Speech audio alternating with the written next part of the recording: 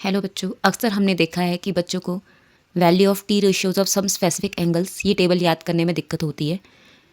तो मैं आपको एक ऐसी ट्रिक सिखाने जा रही हूँ जिसमें आपको इसको याद करने की ज़रूरत नहीं है। बस एक स्टेप आपको उसमें समझना है जो कि हमारे टीचर ने हमें बचपन में सिखाया था और वो अभी तक मुझे याद है। ठीक है, तो सबसे पहले आपको क्या करना है, टेबल बना लेना है। तो यहाँ से हमारे पास ट्रिग्नोमेट्रिक रेशियोज जो हैं, साइन, कॉस, टेन, टेन को हम साइन अपॉन कॉस भी लिख सकते हैं, कॉट, कॉसेक, कॉसेक को हम 1/sin लिख सकते हैं, एंड सेक, ये बना लेना है। ठीक है, इस तरह से यहाँ पे कॉलम में 0 degree, 30 degree, 45 degree, 60 degree and 90 degree ये एंगल्स हमें लिख लेने हैं। सबसे पहले आपको क्या करना है, साइन वाले उसमें आपको 0, 1, 2, 3, 4 ये नंबर्स लिख लेने हैं। उसके बाद सबको 4 से डिवाइड कर लेना है। ठीक है, सबके नीचे आपको 4 लिख देना है, यानी कि सबको 4 से डिवाइड कर लेना है। उसके बाद आपको क्या करना है, सबका स्क्वायर रूट कर लेना है। ये मेथड हमारे टीचर ने हमें बचपन में सिखाया था, जो अभी तक मुझे याद है, और इसलिए मुझे ये टेबल याद करने की ज़रूरत नहीं होती है। ठीक है, तो इस तरह से आपको लिख लेना है। उसके बाद हम देखते हैं 0/4 यानी कि 0 का स्क्वायर रूट। तो 0 का स्क्वायर रूट होता है 0, तो साइन 0 की वैल्यू आ गई 0। ठीक है, उसके बाद 1/4 का स्क्वायर रूट, तो न्यूमरेटर में 1 का स्क्वायर रूट 1 और डिनोमिनेटर में 4 का स्क्वायर रूट 2। उसके बाद 2/4 का जो सिंपलेस्ट फॉर्म होता है वो होता है 1/2। तो ये हो गया स्क्वायर रूट ऑफ 1/2। ठीक है, तो न्यूमरेटर में 1 का स्क्वायर रूट 1 और डिनोमिनेटर में 2 का स्क्वायर रूट हो जाएगा √2।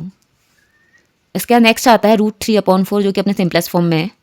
तो न्यूमरेटर में 3 का स्क्वायर रूट √3 एंड डिनोमिनेटर में 4 का स्क्वायर रूट 2। इसके बाद 4/4 ये है 1, 1 का स्क्वायर रूट होता है 1। तो इस तरह से यहाँ पे हमारे पास साइन 0 की वैल्यू आ गई 0, साइन 30 की वैल्यू हमारे पास आ गई 1/2, साइन 45 की वैल्यू हमारे पास आ गई 1/√2, साइन 60 की वैल्यू हमारे पास आ गई √3/2 एंड साइन 90 की वैल्यू हमारे पास आ गई 1, जो कि हमें याद करने की ज़रूरत नहीं है। उसके बाद जो साइन में है इसी को उल्टा घुमा के हमें किसमें लिख देना है, कॉस में। तो ये जो साइन 90 था वो 1 यहाँ पे आ जाएगा, साइन 60 जो था √3/2 यहाँ आ जाएगा। ठीक है, तो घुमाने में ये 1/√2 सेम यहीं पे यही आने वाला है। उसके साइन 30 1/2 यहाँ चला गया और साइन 0 0 ये इस तरह से हो गया। तो यहाँ था 0 1/2 1/√2 √3/2 1, उसी को हमने घुमा के यहाँ लिख दिया है 1 √3/2 1/√2 1/2 एंड 0। उसके बाद 10 हमारा जो होता है वो होता है साइन अपॉन कॉस। तो साइन 0 है 0 और कॉस 0 है 1। 0 को हम किसी भी नंबर से डिवाइड करें तो वैल्यू आती है 0। ठीक है, उसके बाद हमारे पास साइन की वैल्यू, साइन 30 की वैल्यू है 1/2 डिवाइडेड बाय √3/2। तो फ्रैक्शन का डिवीज़न आपने पढ़ा है छोटी क्लास में कि जो डिविडेंड होता है वो तो वैसा ही रहता है, डिवीज़न चेंज हो जाता है मल्टीप्लिकेशन में, और जो डिवीज़र है उसका रेसिप्रोकल हो जाता है। ठीक है, तो 1/2 डिवीज़न चेंज हो गया मल्टीप्लिकेशन में, √3/2 का रेसिप्रोकल हो गया 2/√3। यहाँ 2 से 2 कैंसिल, तो यहाँ से हमारे पास बचा 1/√3। ठीक है, उसके बाद 45 1/√2 divided by cos 45 1/√2। Same number से सेम नंबर डिवाइड हो रहा है, तो ये हो गया 1। ठीक है, उसके बाद साइन 60 ये है √3/2 डिवाइडेड बाय कॉस 60 यानी कि 1/2। सेम यही डिविडेंड हमारा √3/2 सेम रहेगा, डिवीज़न मल्टीप्लिकेशन में चेंज हो जाएगा, और डिवीज़र जो है हमारा 1/2 उसका रेसिप्रोकल है 2। यहाँ 2 से 2 कैंसिल, यहाँ से हमारे पास बचा √3। ठीक है, उसके बाद साइन 90 है 1 एंड कॉस 90 है 0। तो 0 से डिवीज़न इज़ नॉट डिफाइंड, तो यहाँ पे आ जाता है नॉट डिफाइंड। तो इस तरह से 10 0 हमारे पास आ गया 0, 10 30 हमारे पास आ गया 1/√3।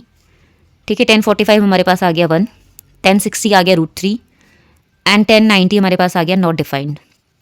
ठीक है, उसके बाद कॉट के लिए इसी को तुम्हें उल्टा घुमा देना है, जो नॉट डिफाइंड यहाँ था 90 में वो यहाँ पे आ जाएगा 0 में।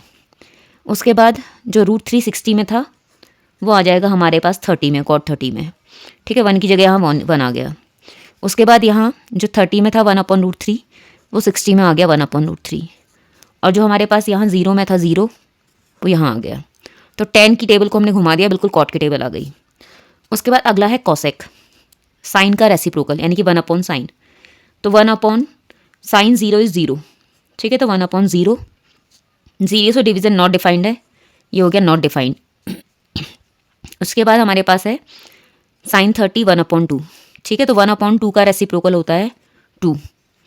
उसके बाद हमारे पास है sin 45 1/√2। तो 1/√2 का रेसिप्रोकल हो गया √2।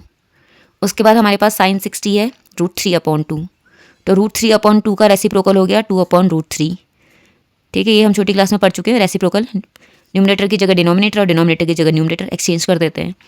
ठीक है, यहाँ पे हमारे पास है sin 90 इज़ 1। तो 1 का रेसिप्रोकल 1 ही होता है। ठीक है, तो सिर्फ यहाँ पे हमें ध्यान देने की जरूरत है कि जैसे हमें समझ में नहीं आ रहा है कि 0 का रेसिप्रोकल क्या होगा, तो रेसिप्रोकल के लिए उसको क्या करना है, हमें 1/वो कर देना है। तो 1/0 ये नॉट डिफाइंड आ गया। उसके बाद सेक के लिए क्या करना है, जो कॉसेक की टेबल हमारी बनी उसी को घुमा देना है बिल्कुल।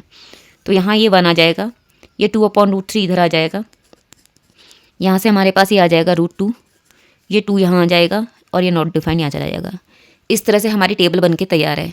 तो एग्ज़ाम में जब भी आपको बनाना हो तो सबसे पहले रफ में क्या करिए, टेबल बना लीजिए। याद करने की बिल्कुल ज़रूरत नहीं है आपको। ठीक है, thank you, all the best.